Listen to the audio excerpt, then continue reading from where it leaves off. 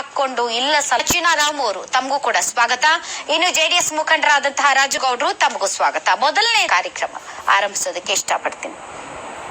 ಕುಮಾರ್ ಬಂಗಾರಪ್ಪ ಅವರ ಹೇಳಿಕೆ, meet case, social sites ಇಟ್ಕೊಂಡವರನ್ನ ಕೇಳಿ ಈ ತರದ ಹೇಳಿಕೆಗಳು ನಿಮ್ಮ ಪಕ್ಷಕ್ಕೆ ಮತ್ತು ತಮ್ಮ ಪಕ್ಷದ ತತ್ವ ಸಿದ್ಧಾಂತಗಳು, ಶಿಸ್ತಿನ ಪಕ್ಷ, ಪಾರ್ಟಿ ವಿತ್ ಡಿಫರೆನ್ಸ್, ಸಂಸ್ಕೃತ ಪಕ್ಷ ಶೋಭೆ ತರತಾ? ಇದು ಕುಮಾರ್ ಬಂಗಾರಪ್ಪನವರ ಹೇಳಿಕೆಯನ್ನ ಗಮನಿಸಿದಾಗ ಅದು ಅವ್ರು ಎಲ್ಲೋ ಒಂದು ರೀತಿ ಮಾನಸಿಕವಾಗಿ ನೊಂದು ಮಾತಾಡಿದ್ದಾರೆ ಅನ್ಸುತ್ತೆ. ಅವ್ರ ಬಗ್ಗೆ ಅವ್ರು ಹೇಳಿದಂತ ಮಾತುಗಳಲ್ಲಿ ನಮ್ಗೆ ಅರ್ಥ ಆಗ್ತದೆ. ಕುಮಾರಸ್ವಾಮಿ ಅವರು ಅವರ ವೈಯಕ್ತಿಕ ವಿಷಯಕ್ಕೆ ಚರ್ಚೆ ಮಾಡಿದ್ದಾರೆ. ಅವರ ವೈಯಕ್ತಿಕ ವಿಷಯ ಚರ್ಚೆ ಮಾಡಿದಾಗ ನಮ್ಮ ಮನೆ ಫ್ಯಾಮಿಲಿ ವಿಷಯದಲ್ಲಿ ನೀವು ಮಾತಾಡೋಬೇಕಾಗ ನಿಮ್ಮದು ಎಚ್ಚರಿಕೆ ಇರಲಿ, ನಿಮ್ಮದು ಇದೆ ಅಂತಕ್ಕಂಥ ಒಂದು ಮಾತು ಹೇಳಿದ್ದಾರೆ. ಇದನ್ನ ಯಾವುದೇ ರಾಜಕೀಯ ಪಕ್ಷಗಳು ಒಪ್ಪಕ್ಕಾಗಲ್ಲ. ಮೀಟು ಅಂತಕ್ಕಂಥದ್ದೇ ಒಂದು ಸುಳ್ಳಿನ ಕಂತೆಗಳು. ಯಾವುದೇ ಮೀಟು ಅಂತ ಹೆಣ್ಮಕ್ಕಳ ಒಂದು ರಕ್ಷಣೆಗಾಗಿ ಮೀಟು ಪ್ರಾರಂಭ ಆಗಿದೆ. ಮೀಟು ಬಗ್ಗೆ ಇವಾಗ ನಾವು ಚರ್ಚೆ ನಡೀತಲ್ಲ, ನೀವು ಸುಳ್ಳಿನ ಕಂತೆ ಅಂದ್ರೆ ನಾವು ಮತ್ತೆ ಅಬ್ಜೆಕ್ಷನ್ ರೇಸ್ ಮಾಡ್ಬೇಕಾಗುತ್ತೆ. ಸೊ ಮೀಟು ಬಗ್ಗೆ ನಿಮ್ಮ ಅಭಿಪ್ರಾಯ ಏನಿದೆ ಅಂತ ನನಗೆ ಈಗ ಗೊತ್ತಾಗಿದೆ. ಆ ಮೀಟು ಬಗ್ಗೆ ನಾವು ವೇದಿಕೆಯನ್ನ ಸೃಷ್ಟಿ ಮಾಡಿದಂತಹ ಸಂದರ್ಭದಲ್ಲಿ definitely you will be the guest, I promise you. Kumaraswamy ಅವರು ಅವರ ವೈಯಕ್ತಿಕ ವಿಚಾರಗಳನ್ನ ಚರ್ಚೆ ಮಾಡಿದಾಗ ನಿಮ್ ಬಗ್ಗೆನೂ ನಾವು ಮಾತಾಡ್ಬೇಕಾಗುತ್ತೆ. ವೈಯಕ್ತಿಕ ವಿಚಾರಗಳನ್ನ ರಾಜಕೀಯಕ್ಕೆ ತರೋದು ಎಷ್ಟು ಸರಿ? ಯಾರೇ ಆದ್ರೂ ತರೋಂಗಿಲ್ಲ. ಅದು ಕಾಂಗ್ರೆಸ್ ಆಗಿರ್ಬೋದು, ಬಿಜೆಪಿ ಆಗಿರ್ಬೋದು, ಜೆಡಿಎಸ್ ಆಗಿರ್ಬೋದು. ವೈ ಡೋಂಟ್ ಯು ಬಿಜೆಪಿ ಪಾರ್ಟಿಯ ಪ್ರಮುಖ ನಾಯಕರು ಕುಮಾರ್ ಬಂಗಾರಪ್ಪನವರೇ ಸ್ವಲ್ಪ ಬಾಯಿ ಮುಚ್ಚಿ ಶಿವಮೊಗ್ಗ ರಾಜಕೀಯ ಏನಿದೆ ಅದನ್ನ ಮಾತಾಡಿ ಅಂತ ಹೇಳಕ್ಕಾಗಲ್ವೇ? ಅಲ್ಲ, ಈಗಾಗಲೇ ಯಡಿಯೂರಪ್ಪನವರ ವಿಷಯನ ಚರ್ಚೆ ಮಾಡಿ ಅವರಿಗೆ ಸೂಕ್ಷ್ಮತೆಗಳನ್ನು ಹೇಳಿದ್ದಾರೆ. ಅದು ನಮ್ಮ ಗಮನಕ್ಕೂ ಬಂದಿದೆ. ಹಾಗಾಗಿ ಇವತ್ತೇನು ಬಂಗಾರಪ್ಪನವರು, ಕುಮಾರ್ ಬಂಗಾರಪ್ಪನವ್ರು ಮಾತಾಡಿರ್ತಕ್ಕಂಥ ಹೇಳಿಕೆ ಯಾರು ಒಪ್ಕೊಳಕ್ ಆಗಲ್ಲ. ಯಡಿಯೂರಪ್ಪನವ್ರು ಒಪ್ಕೊಳಕ್ ಆಗಲ್ಲ, ನಾವು ಯಾರು ಪಕ್ಷದಲ್ಲಿ ಒಪ್ಕೊಳಕ್ ಸಾಧ್ಯನೇ ಇಲ್ಲ. ಹಾಗಾಗಿ ಇವತ್ತಿನ ಅವರ ಹೇಳಿಕೆ ಅವರ ವೈಯಕ್ತಿಕವಾದ ಹೇಳಿಕೆ ಅಂತ ಭಾವಿಸ್ಬೇಕು. I appreciate it. Janardhan Reddy ಅವರ ಹೇಳಿಕೆ, ನನ್ನನ್ನ 4 ವರ್ಷ ಜೈಲಿಗೆ ಕಳಿಸಿ ಮಕ್ಕಳಿಂದ ದೂರ ಮಾಡಿದ್ರಿ, ಹಾಗಾಗಿ ಅದು ಅವ್ರದ್ದೊಂದು ಎಮೋಷನಲ್. ಇಟ್ಸ್ ನಾಟ್ ಎಮೋಷನಲ್ ಅಲ್ಲ. ಅವ್ರಿಗೆ 4 ವರ್ಷ ಜೈಲಲ್ಲಿ ಒಬ್ಬ ತಂದೆಯಾಗಿ ಇನ್ನೊಬ್ಬ ತಂದೆಯ ಸಂಕಟ. ಸದಾನಂದ ಗೌಡ್ರು ಸಿದ್ದರಾಮಯ್ಯ ಅವರು ಪುತ್ರ ಶೋಕದಲ್ಲಿ ಇರುವಂತಹ ಸಂದರ್ಭದಲ್ಲಿ ಹೋಗಿ ಅವರನ್ನ ಅಪ್ಪಿ ಕಣ್ಣೀರು ಸುರಿಸಿ ಅವರಿಗೆ ಸಮಾಧಾನ ಪಡಿಸಿದ್ರು ಪ್ರತಿಪಕ್ಷದ ನಾಯಕರು ಅವರು. ಆದ್ರೂ ಕೂಡ ಅಷ್ಟು ಒಂದು ಸಹೃದಯತನ ತೋರಿಸಿದಂತ ಪಕ್ಷ ರೀ ನಿಮ್ದು. ಈಶ್ವರಪ್ಪ ಬೇಕಾದ್ರೆ ಈಶ್ವರಪ್ಪನವ್ರು ವಿಜುವಲ್ಸ್ ತೋರಿಸಿ, ಈಶ್ವರಪ್ಪನವರು ಕೈಯನ್ನ ಗಟ್ಟಿಯಾಗಿ ಹಿಡಿದು ನಾವಿದ್ದೇವೆ ನಿಮ್ ಜೊತೆಗೆ ಅಂತ ಹೇಳೋದಂತ ಪಕ್ಷ ರೀ ನಿಮ್ದು. ಅಂತದ್ರಲ್ಲಿ ಸಾವನ್ ತಾಂಡ್ ಬರ್ತೀರೇನ್ರಿ ರಾಜಕೀಯಕ್ಕೆ? ಈಗ ಜನಾರ್ದನ್ ರೆಡ್ಡಿ ಅವ್ರನ್ನ ನಾವು ಅದನ್ನು ಯಾವ ಮಾತನ್ನ ಯಾವ ಪಾರ್ಟಿಯವರಾದ್ರೂ ಒಪ್ಕೊಳಕ್ ಸಾಧ್ಯನೇ ಇಲ್ಲ. ಅದು ಪುತ್ರ ಶೋಕ ಎಲ್ರಿಗೂ ಇದ್ದಿದೆ. ಅದು ಆಕಸ್ಮಿಕವಾಗಿ ಆಗಂತ ಸಾವುಗಳಿಗೆ ಈ ರೀತಿ ರಾಜಕೀಯ ವಿಷಯಗಳನ್ನ ಅದನ್ನ ಅಮಲು ತೋರಿಸೋದು ಚೆನ್ನಾಗಿರಲ್ಲ.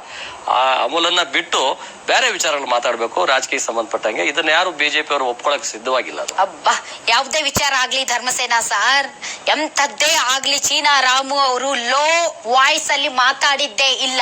What ever it may be ಪಕ್ಷವನ್ನ ಡಿಫೆಂಡ್ ಮಾಡಿಕೊಂಡು ಅಲ್ಲ ಅನ್ನುವಂತ ಹೇಳಿಕೆಯನ್ನ ಕೊಟ್ಟಿದ್ದಾರಲ್ಲ, ಐ ಸಲ್ಯೂಟ್ ಯು ಸರ್. ನಿಜಕ್ಕೂ ಕೂಡ ಈ ತರದ ರಾಜಕಾರಣಿಗಳಿಗೆ ನಾನು ಫ್ರಮ್ ದಿ ಬಿಗಿನಿಂಗ್ ಹೇಳ್ತಾ ಇದ್ದೆ, ನಮ್ಮ ಕರ್ನಾಟಕ ವಿಭಿನ್ನವಾಗಿ ನಿಂತ್ಕೊಳ್ಳೋದೇ ಇಂತಹ ರಾಜಕಾರಣದಿಂದ ಹೊರತು ಈ ತರದ ಹೇಳಿಕೆಗಳಿಂದ, ಕೀಳು ಮಟ್ಟದ ಮನೋಭಾವದಿಂದ ಅಲ್ಲ. ಏನ್ ಹೇಳ್ತೀರಾ ಧರ್ಮಸೇನಾ ಸರ್? ಮೇಡಮ್, ನನಗೆ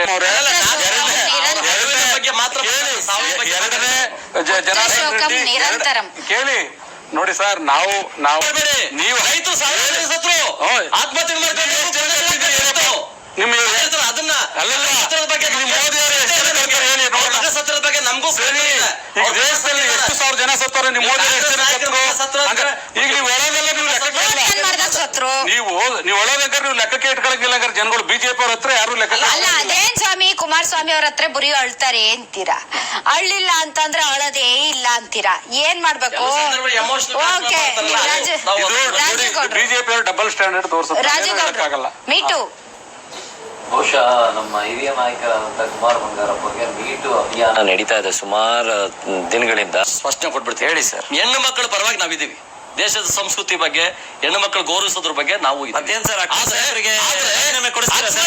ಅಕ್ಬರ್ ಸಾಹೇಬರು ರಾಜೀನಾಮೆ ಅಂತಂದ್ರೆ ಘಟನೆ ನಡೆದು 3 ತಿಂಗಳು ಮಿನಿಮಮ್ ಆದ್ರೂ ಅವ್ರು ಕಂಪ್ಲೇಂಟ್ ಮಾಡ್ಬೇಕು. ಯಾವತ್ತೋ ನಡೆದ ಘಟನೆಗಳನ್ನ ಅದು ಹಂಗಾಯ್ತು, ಇದು ಹಿಂಗಾಯ್ತು ಅಂತಕ್ಕಂಥ ವಿಚಾರನ ಯಾರು ಒಪ್ಪಕ್ ಆಗಲ್ಲ. ಇವತ್ತು ನಾಳೆ ಬೆಳಗ್ಗೆ ಸಿನಿಮಾದಲ್ಲಿ ಮಾಡಂತ ಅರ್ಜುನ್ ಸರ್ಜಾ ಅವ್ರ ಬಗ್ಗೆ ಬಂದಿದ್ದ ಆರೋಪ. ಈಗ ಅರ್ಜುನ್ ಸರ್ಜಾ ಮೇಲೆ ಬಂದಂತಕ್ಕಂಥ ಆರೋಪ ಮಾಡಿದಂತ ಹೆಣ್ಮಗಳು 2 ವರ್ಷವರೆಗೆ ಏನ್ ಮಾಡ್ತಾ ಇದ್ರು? ಮತ್ತೆ ನಿಮ್ ಯಾವ ಆಧಾರದ ಮೇಲೆ ಈ ತರ ಮಾತಾಡಿದ್ರು ಸರ್? ಹೇಳಿ ಸರ್. ಅದು ಕೋರ್ಟ್ ಅಲ್ಲಿ ಇದೆ ಕೇಸ್, ಇವಾಗ ಇನ್ವೆಸ್ಟಿಗೇಷನ್ ನಡೀತಾ ಇದೆ.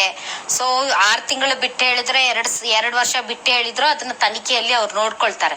But the case is MeToo ಅಂದ್ರೆ ಒಂದು ಹೆಣ್ಣಿಗೆ ಇಷ್ಟ ಇಲ್ಲ. Come back.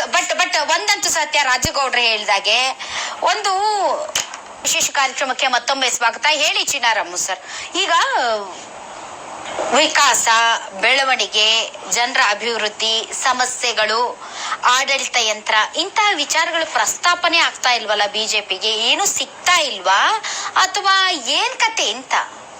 ಈಗ ಅದೇನೋ ಬಂಡೆ ಮೇಲೆ ಮಳೆ ಸುರಿದ್ರೆ ಏನ್ ಪ್ರಯೋಜನ? ಆ ಪರಿಸ್ಥಿತಿ ಸರ್ಕಾರದಿದೆ. ಪರವಾಗಿಲ್ಲ, ಸುರಿತಾ ಇರ್ಬೇಕು. ಹಂಗಂತ ಮಳೆ ಸ್ಟಾಪ್ ಆದ್ರೆ ಇರಕ್ಕಾಗತ್ತೆ? ಸುರಿದೇ ಇರಬಾರ್ದಂತಲ್ಲ, ಸುರಿಲೇಬೇಕು, ಸುರಿತಾ ಇರ್ತದೆ. ಆದ್ರೆ ಯಾವತ್ತೋ ಒಂದ್ ಕಡೆ ಸುನಾಮಿ ಬಂದಂಗೆ ಈ ಸರ್ಕಾರನು ಮುಳುಗೋಗ್ತದೆ ಅನ್ನೋ ಭಾವನೆನೂ ನಮ್ಗೆ. ಸುನಾಮಿ ಬಂದ್ ಮುಳುಗೋಗೋದ್ ಬಿಡಿ, ನೀವು ಪ್ರತಿಪಕ್ಷಗಳು ಸುರಿಸ್ತಾ ಇರ್ಬೇಕು. ಇಲ್ಲ, ನಮ್ಮ ಯಾಕೆ ಏನ್ ತಡೀತಾ ಇದೆ? ನಿಮ್ಗೇನು ಇಲ್ವೇ? ಮೋಡಗಳು ಕಟ್ತಾ ಇಲ್ವೇ ಆಕಾಶದಲ್ಲಿ? ಇಲ್ಲ ಇದೆ. ಈಗಾಗಲೇ ಪಾಪದ ಕೂಡ ತುಂಬಲಿ ಅಂತ ವೇಟ್ ಮಾಡ್ತಾ ಇದೀವಿ. ಅದು ವೇಟ್ ಮಾಡ್ತಾ ಇದೀರಿ. ಈಗ ಈ ಉಪಚುನಾವಣೆ ಆದ್ಮೇಲೆ ಏನಾಗ್ತದೆ ಅಂತ ಇನ್ನು 4 ವರ್ಷ ಇದೆ. ಅಲ್ಲ, ಇವತ್ತು ನಮ್ ಪಾಪದ ಕಡೆ ತುಂಬಿದ್ರೆ ನಮ್ಮನ್ನು ಸೋಲಿಸ್ತಾರೆ ಜನ, ಅದು ಅವ್ರಿಗೆ ಸೇರಿದ್ದು. ಅಲ್ಲ, ಯಡಿಯೂರಪ್ಪ ನಮ್ ಚೀನಾರಾಮ ಸರ್ ನೀರೇರಿತಾ ಇದಾರೆ. ಯಡಿಯೂರಪ್ಪನವ್ರು ನಾಳೆ ಬೆಳಿಗ್ಗೆ ಒಂದು ಒಳ್ಳೆ ನಾವ್ ಏನ್ ಹೇಳಿದ್ರು ನೀವ್ ಹೇಳ್ತಾ ಇದ್ರ ನಿಮ್ಗೆ ಅನುಮಾನ ಇದೆ? ಇಲ್ಲ ಸರ್, ಈಗ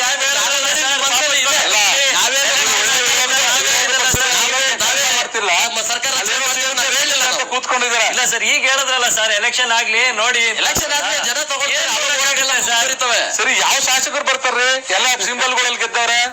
ಎಲ್ಲಿಂದ ಏನಂತ ತಿಳ್ಕೊಂಡಿದ್ರಿ ಶಾಸಕರುಗಳು, ಜನಗಳು ಅಂದ್ರೆ ಈ ರಾಜ್ಯದ ಜನಗಳೆಲ್ಲ ಆಗಿದ್ರೆ ಯಾಕೆ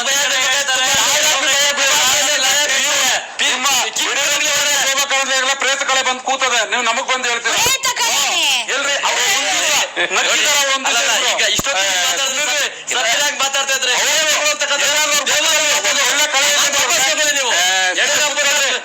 ಸರ್ಕಾರ ಎಲ್ರಿ ಬಿದ್ದೋಗುತ್ತೆ? ಯಾರು ಶಾಸಕರು ಬರ್ತೀವಿ ಅಂತ ಹೇಳೋರ?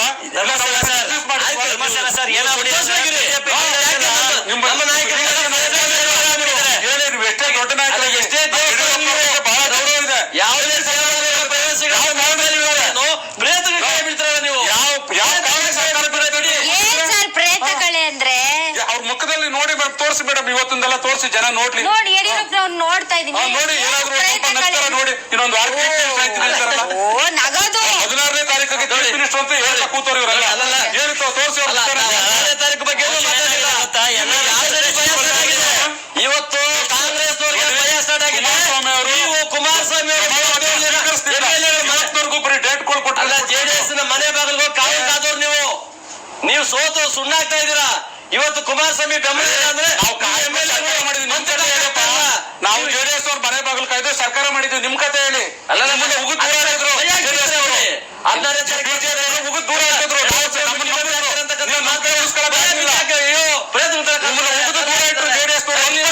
ಅಂತಕ್ಕಂಥ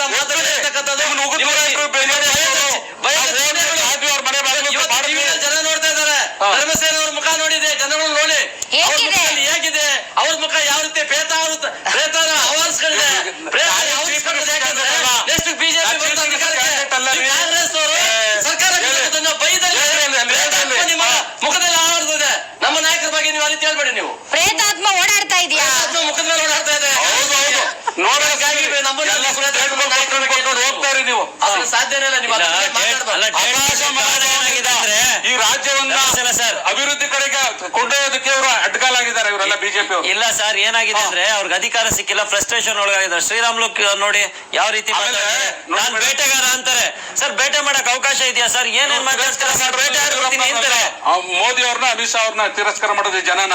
ಈ ಜನ ಎಲ್ಲಿ ತಿರ್ಗದ್ರಲ್ಲೇ 48 ಸಭೆಗಳು ಮಾಡಿದ್ರಲ್ಲ, ಏನ್ ಕೊಟ್ರು ನಿಮ್ಗೆ? 104 ಬಂದು ನಿಲ್ಸಿದ್ರು ಅಷ್ಟೇನೆ. ಬಹಳ ಸಂತೋಷ ಪಡಿ. ನಿಮ್ಮ ನಿಮ್ ಪರಿಸ್ಥಿತಿ ಯಾಕೆ 120 89 ಬಂದ್ರೆ ನೀವು ಅಲ್ಲಲ್ಲ ನಿಮ್ಮ ಬೆಂಗಳೂರಲ್ಲಿ 200 ಗೆದ್ರಲ್ಲ, ಬೆಂಗಳೂರು ಏನ್ರಿ ಮಾಡಕ್ಕಾಯ್ತು ನೋಡ್ರಿ. ಪ್ರಜಾಪ್ರಭುತ್ವದಲ್ಲಿ ಗೆಲುವು ಸೋಲು ಇರ್ತದೆ. ನಾವು ಕಡಿಮೆ ಇದ್ದವರು ಜಾಸ್ತಿ ಹೋಗಿದ್ದೀವಿ. ಬಂದ್ರೆ that is not the question. ಆಯ್ತು, ಜನ ತೀರ್ಮಾನ ಮಾಡಿದ್ರು. ಪ್ರಜಾಪ್ರಭುತ್ವ ವ್ಯವಸ್ಥೆಯಲ್ಲಿ ನಿಮಗೆ ಆ ಒಂದು ಅನುಕೂಲ ಇತ್ತು, ಸೇರಿದ್ರಿ, ಸರ್ಕಾರ ಮಾಡಿದ್ರಿ. ಪ್ರತಿಪಕ್ಷವಾಗಿ ಬಿಜೆಪಿ ಪ್ರತಿಪಕ್ಷ ಸ್ಥಾನಕ್ಕೆ ಬಂದಾಗ ಮಾಧ್ಯಮಗಳು ಸೇರಿದಂತೆ ಜನ ತುದಿಗಾಲಲ್ಲಿ ನಿಂತರು. ವಿಧಾನಸಭೆಗೆ ಬಿಜೆಪಿಯಿಂದ ಪ್ರವೇಶಿಸಿದಂತ ಘಟಾನುಘಟಿ ನಾಯಕರುಗಳು ಯಡಿಯೂರಪ್ಪನವರು ರಾಷ್ಟ್ರ ರಾಜಕಾರಣದಿಂದ ಸ್ಟೇಟ್ ಪಾಲಿಟಿಕ್ಸ್ ಗೆ ಶಿಫ್ಟ್ ಆಗಿದ್ದಾರೆ. ಇನ್ನು ಮೇಲೆ ವಿಧಾನಸೌಧದಲ್ಲಿ ಗುಡುಗು ಮಿಂಚು ಸಿಡಿಲುಗಳ ಅಬ್ಬರ. ಈಶ್ವರಪ್ಪನವರು ಮತ್ತೆ ಶಾಸಕರಾದ್ರು. ಈಶ್ವರಪ್ಪನವರು, ಯಡಿಯೂರಪ್ಪನವರು, the tallest leaders of BJP ಎಲ್ಲ ವಿಧಾನಸಭೆಗೆ ಬಂದ್ರು. ಒಂದಿಷ್ಟು ಆಡಳಿತ ಯಂತ್ರ ಆಚೀಚೆಗೆ ಹೋಗದ ಹಾಗೆ ಮತ್ತು ಯಾವುದೇ ರೀತಿಯಾದಂತಹ ಸಣ್ಣ ತಪ್ಪಿಗೂ ಅವಕಾಶ ಇಲ್ಲದೆ ಇರೋ ರೀತಿ ಬ್ಲಾಸ್ಟ್ ಬಂಬಾರ್ಡ್ ಮಾಡ್ಬಿಡ್ತಾರೆ ಅಂತ ಅನ್ಕೊಂಡ್ರೆ ಒಬ್ರಾದ್ರೂ ಬಾಯ್ ಬಿಡ್ತಾವ್ರ. ನಿಮ್ಗೆ ಒಂದು ಘಟನೆಗಳು ನೆನಪಾಗ್ಲಿ ಅವತ್ತು ಆಗ್ತಾ ಇದೆಯಾ? ಅಷ್ಟೇ ಅಲ್ಲ, ಕೇಂದ್ರದಿಂದ ಏನೇನ್ ತಂದಿದ್ರಿ? ಕೊಡಗು ಪರಿಹಾರ ಅಂತ ಗೊತ್ತಾಗ್ಲಿಲ್ಲ. ನಿಮ್ಗ್ ಗೊತ್ತಿಲ್ಲ? ಕುಮಾರಸ್ವಾಮಿ ಅವರು ಸ್ಟೇಟ್ಮೆಂಟ್ ನೋಡಿಲ್ವೇ? ಯಾವಾಗ ಹಾಕಿದ್ದು ಅಂತಾನು ಕೇಳಿ ಅವ್ರಿಗೆ. ನಾನು ಗಮನಿಸಿಲ್ಲ ಅದು ಯಾವಾಗ ಕೊಲೆ ರಾಜುಗೌಡ್ರೆ, ಕುಮಾರಸ್ವಾಮಿ ಅವರು ಹೇಳಿದ್ದೇಳಿ ಅಂತ ಹೇಳಿದ್ರು. ಅವ್ರಿಗೆ ಒಬ್ಬ ರಾಜ್ಯದ ಮುಖ್ಯಮಂತ್ರಿ ಕೊಲೆ ಮಾಡುವಂತ ಅಧಿಕಾರ ಯಾರಿಗೂ ಇಲ್ಲ. ವ್ಯವಸ್ಥಿತವಾಗಿ ಸಂಚು ಅಲ್ಲ 2006 ನಡೆದ ಘಟನೆಗಳನ್ನ ಅವಲೋಕಿಸ್ತಾ ಬಿಟ್ಟಿಲ್ಲ. 5 ತಿಂಗಳಿಂದ ಕೊಲೆ ಮಾಡೋದಕ್ಕಿಂತನೂ ಅಷ್ಟು ತೊಂದರೆ ಕೊಡ್ತಾ ಇದ್ದೀರಿ ನೀವು. ತಿರ್ಗಾ ನೋಡಿದ್ರೆ ನಾವು ಯಾರು ಕೊಲೆ ಕೊಲೆ ಬೆದರಿಕೆ ಅಂತ ನಮಗೂ ಗೊತ್ತಿರೋ ಮಾಹಿತಿ. ಸೀತಾರಾಮ್ ಅವರೇ, ಒಂದ್ ಮಾತು ಹೇಳ್ತೀನಿ ಸರ್. ಪಕ್ಷಕ್ಕೆ ಜನ ಅವಕಾಶ ಕೊಟ್ಟಿದ್ದಾರೆ. ಇನ್ನಿಬ್ರು ಸ್ವತಂತ್ರ ಅಭ್ಯರ್ಥಿಗಳು ಗೆದ್ದಿದ್ದಾರೆ. ಅದರಲ್ಲಿ ಒಬ್ರು ಮಂತ್ರಿ ಆಗಿದ್ದಾರೆ, ಇನ್ನೊಬ್ರು ಕಾಂಗ್ರೆಸ್ ಸಪೋರ್ಟ್ ಮೇಲೆ ನಾಗೇಶ್ವರ್ ಗೆದ್ದಿದ್ದಾರೆ. ಇನ್ನು 104 ಆದ್ಮೇಲೆ 105ನವರೇ ನಿಮ್ಗಿಲ್ಲ. ಯಾಕಿಲ್ಲ ಸರ್? ಒಂದ್ ನಿಮಿಷ ಚಿನ್ನಾರಾಮ್ ಅವ್ರೆ. 104 + 1 = 113. ನವೆಂಬರ್ 3 ಕಾಯ್ತಾ ಇರಿ, ಏನಾಗುತ್ತೆ ಕೇಳಿಸ್ಕೊಂಡ್ರಿ? ನಂದಲ್ಲ ಇದು ಲೆಕ್ಕಾಚಾರ. ಮಾಜಿ ಮುಖ್ಯಮಂತ್ರಿಗಳು, ಬಿಜೆಪಿಯ ಹಿರಿಯ ನಾಯಕರು, ಉತ್ತರ ಕರ್ನಾಟಕದ ಪ್ರಭಾವಿ ರಾಜಕಾರಣಿ ಸಾಕ್ಷಿ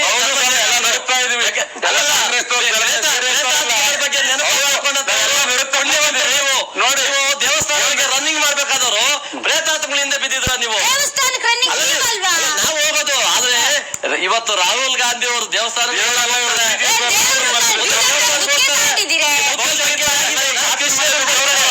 ದೇವ್ರಗಳಿಗೆ ನಾವಲ್ಲ, ನಮಗೆ ಬಿಜೆಪಿ ಅವರಿಗೆ ದೇವ್ರುಗಳು ಅಲ್ಲ. ನಿಮ್ದು ಕಾಂಗ್ರೆಸ್ ನಿಮ್ಮ ಒಂದ್ ಕಡೆ ನಾಸ್ತಿಕರು ನಾನು ಬರೀತಾರೆ, ನಾನು ಕ್ರಿಶ್ಚಿಯನ್ ಅಂತ ಬರೀತಾರೆ ಕೆಳಗಡೆ ಬುಕ್ಕಲ್ಲಿ.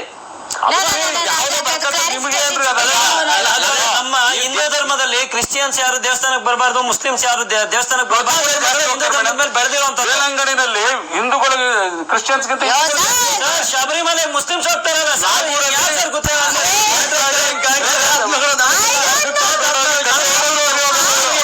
ಕಾಂಗ್ರೆಸ್ ಪ್ರೇತಾತ್ಮಗಳು